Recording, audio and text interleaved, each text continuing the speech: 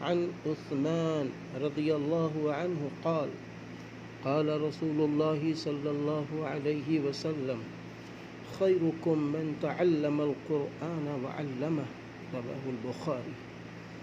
حضرت عثمان رضی اللہ عنہ سے یہ ارشاد منقول ہے کہ تم میں سب سے بہتر وہ شخص ہے جو قرآن کریم کو سیکھے اور سکھائے۔ اللہ اکبر۔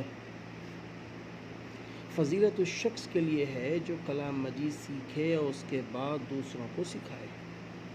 قرآن کریم چونکہ اصل دین ہے، دستور حیات ہے، اس کی بقا و اشاعت ہی پر دین کا دار و مدار ہے۔ کلام الہی سب کلاموں سے افضل ہے۔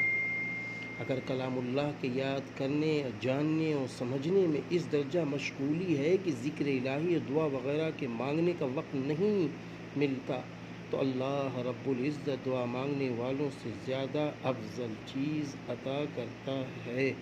ماشاءاللہ۔